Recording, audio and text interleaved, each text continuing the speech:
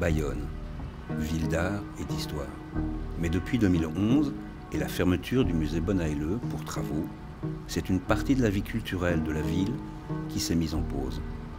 Car s'il est bien un artiste qui illustre parfaitement cette réputation, c'est Léon Bonnat. C'est au numéro 50 de l'actuelle rue Victor Hugo à Bayonne que naît, le 20 juin 1833, Léon Joseph Florentin Bonnat. Si la vie artistique restait modeste à Bayonne, au milieu du XIXe siècle, Bonnat a pu bénéficier d'un précieux soutien. La ville de Bayonne accorde au jeune Léon une bourse de 3 ans pour aller à Paris poursuivre ses études d'art et pour s'inscrire dans l'atelier de Léon Cogniet et à l'école des Beaux-Arts. Une seconde bourse de la ville de Bayonne permettra à Bonnat d'aller à Rome, passer 3 années, non pas comme pensionnaire de l'Académie, puisqu'il n'a pas été reçu premier au Grand Prix de Rome, mais à titre privé. Il passera 3 ans contre 5 années passées par les pensionnaires de l'Académie. Il va en fait être pris en charge par des mentors qui sont Monsieur Julien, qui est le professeur en fait de l'école des Beaux-Arts, et puis très rapidement les Labatte. À l'époque, Monsieur Labatte est le maire de Bayonne, et il va faire voter au conseil municipal de la ville de Bayonne une bourse qui va être inaugurée avec le jeune Léon Bonnat, qui est destinée en fait à soutenir des artistes de talent pour qu'ils puissent poursuivre leurs études à l'école nationale des Beaux-Arts de Paris. Bonnat participe dès 1857 au Salon de Paris et sera présent à pratiquement chaque édition jusqu'en 1922, année de sa mort. Si à partir de 1878, l'artiste y expose presque exclusivement des portraits, il montre toutefois la diversité de sa production avec des scènes italiennes, des sujets orientalistes, ainsi qu'une série de tableaux d'histoire et décoratifs. C'est le succès immédiat. Bonnat est récompensé par le jury du salon, ses œuvres sont achetées par l'État et il est encensé par la critique qui reconnaît déjà un talent naissant. Bonnat peint des portraits réalistes et il est le premier, peut-être le premier à le faire. Il peint la personne telle qu'elle est devant lui, il ne l'enjolive pas, il ne la stylise pas, il ne la simplifie pas, il ne l'embellit pas, il peint la personne telle qu'elle est, dans sa vérité.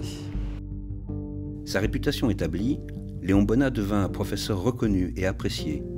Il voit passer dans son atelier privé, puis à partir de 1888, dans son atelier de l'école des Beaux-Arts, plusieurs centaines d'élèves, parmi lesquels Toulouse-Lautrec, Matisse, Dufy, Eakins ou encore Munch. Quand il va devenir non seulement un peintre réputé, mais un professeur réputé, il va toujours faire bénéficier à la fois les jeunes gens de Bayonne de cette carrière qu'il a eue, en les soutenant à son tour, comme on l'avait fait pour lui. Et il va, autant que faire se peut, faire bénéficier Bayonne en fait, de cette ouverture aux arts. Le triptyque bayonnais, qui est donc une pièce d'introduction, donc l'idée c'est de mettre en avant Bonnat en tant que chef de file de ce qu'il est convenu d'appeler aujourd'hui l'école de Bayonne. Et il n'est pas du tout, je dirais, abusif de dire que la carrière de Bonnat et Bonnat lui-même, c'est un tournant très important en matière de beaux-arts à Bayonne. Si Bonnat n'avait pas été un Bayonnais, il est probable que l'histoire des arts n'aurait pas été la même à Bayonne pendant tout le XXe siècle. Dès les années 60, 58-60, Bonnat est sensible au sujet, à la question d'un musée à Bayonne. Il faudrait quand même que cette ville de Bayonne ait un musée pour l'éducation de sa jeunesse, l'éducation de ses citoyens. Donc c'est une idée qui lui a trotté dans la tête toute sa vie en fait. Second événement, il est devenu très riche. C'est un artiste qui a connu un grand succès. Ça a été un des plus grands portraitistes de la Troisième République, ce qui lui a permis de gagner de l'argent et donc au fur et à mesure de réunir une collection assez conséquente. La collection de Léon Bonnat, elle a 2 aspects majeurs. D'abord, c'est apprécier les arts depuis l'Antiquité jusqu'à la période contemporaine. Donc on trouve par exemple quelques antiquités, donc égyptiennes, gréco-romaines. On trouve des œuvres du Moyen-Âge, des primitifs également. Le XVIe siècle, le XVIIe siècle sont bien représentés. C'est un artiste qui collectionnait aussi des artistes du début du XIXe siècle. Il appréciait particulièrement Ingres, par exemple. Et c'est un artiste qui s'est beaucoup intéressé au dessin. On a donc effectivement des Léonard de Vinci, des Michel-Ange et des Raphaël. On trouve aussi des Dürer, des Rubens, évidemment. Sachant donc que la collection de dessins du musée est la seconde collection après celle du Louvre. La première chose, c'est ça. La deuxième chose, c'est qu'il est lui-même peintre. Et au cours du siècle suivant, d'autres collectionneurs vont lui emboîter le pas et ainsi agrandir les collections du musée. C'est un musée de collectionneurs.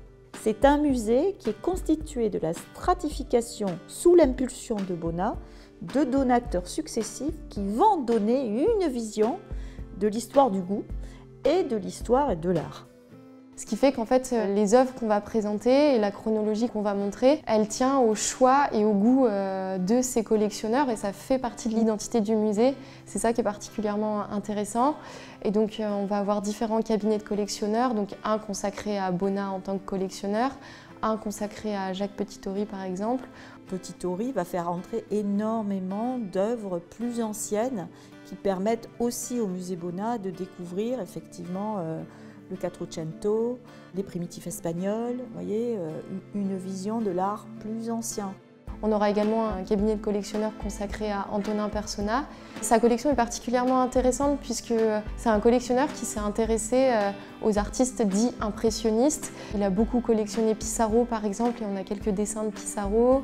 Antonin Persona était particulièrement proche de Guillaumin et donc on a un très beau fond de toile de cet artiste au musée. Et on a également donc, par Paul Paulin un portrait sculpté aussi de Camille Pissarro. On a également à la fois les œuvres et la collection de Paul Helleu qui viennent compléter les différentes collections du musée. L'ensemble relatif à Paul Helleu, qui est arrivé dans nos collections, est un legs non pas de l'artiste lui-même, mais de sa fille cadette, Paulette Howard Johnston. La particularité effectivement du legs de Paulette Howard Johnston, c'est qu'il était associé par voie testamentaire à des conditions très strictes, dont le changement du nom du musée, qui est devenu, à partir de 2011, musée Bonnat-Helleu, musée des Beaux-Arts de Bayonne, puisque le nom de Helleu est venu s'adjoindre à côté de celui de Bonnat. Ce qui est absolument formidable, c'est que le musée Bonnat-Helleu est un musée de la générosité bayonnaise. C'est un musée de l'amour de l'art, de gens qui ont aimé collectionner, qui ont aimé regarder ces très belles choses et qui ont souhaité les donner, les rendre à leur communauté, à leur ville d'origine. C'est un musée où l'amour de l'art rejoint l'amour d'un territoire. Et ça, c'est absolument formidable et c'est ce qui vraiment traduit la grande singularité du musée Bonnat-Helleu.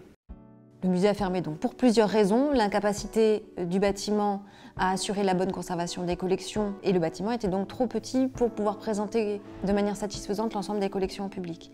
Le projet du musée va mettre en avant les collections permanentes et c'est particulièrement important à Bayonne parce que quasiment 50% des collections appartiennent à l'État et par clause testamentaire ne peuvent pas quitter le musée Bonnat-Helleu et ne peuvent pas être envoyés en prêt dans d'autres institutions. Et donc un enjeu de ce parcours muséographique, c'est de donner à voir ces œuvres qui ne quitteront pas Bayonne pour que tout le monde puisse les apprécier.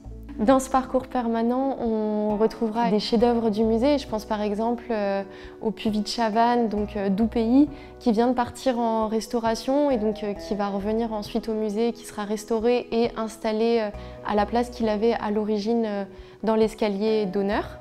Nous menons conjointement deux grands chantiers de restauration actuellement. Le chantier de restauration du bâtiment historique, qui est l'écrin, mais nous menons en parallèle, et ce chantier-là est moins visible évidemment, un chantier de restauration des joyaux, c'est-à-dire de la collection elle-même. Et nous achevons là, ces mois-ci, la restauration de la très grande partie, de la majeure partie de la collection permanente du musée Bonnat-Helleu pour rendre aux Bayonnaises et Bayonnais ces œuvres dans l'état le plus magnifique qui soit.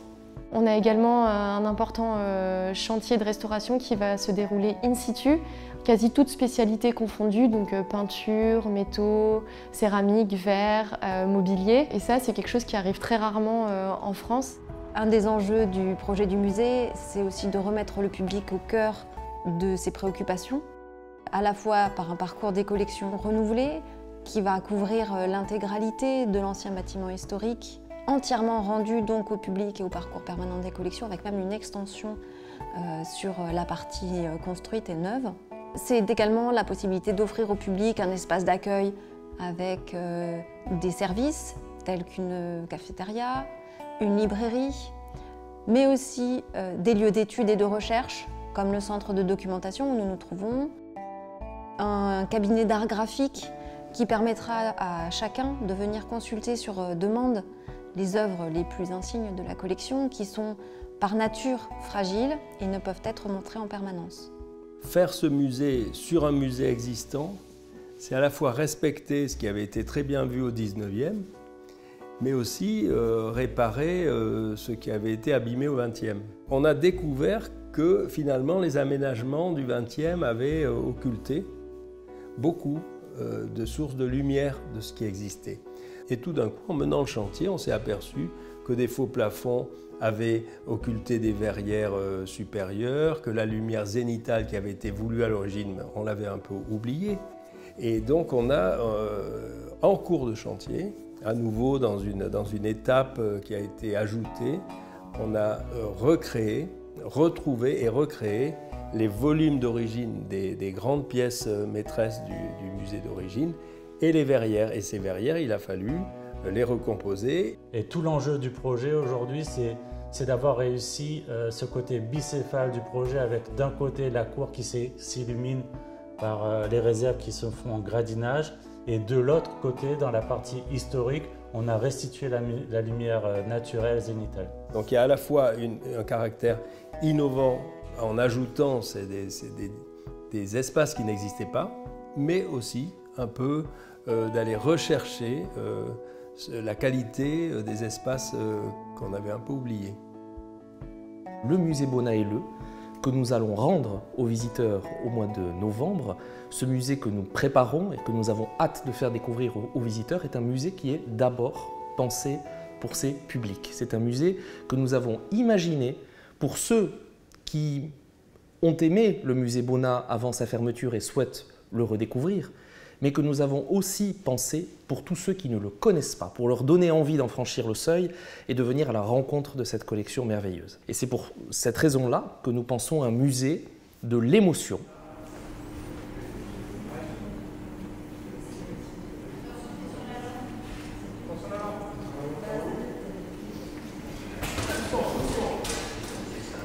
Le service des publics a pour ambition en fait de réouvrir ce musée avec des propositions adaptées pour les Bayonnais en priorité, puisque les Bayonnais attendent que le musée fasse des propositions pour eux.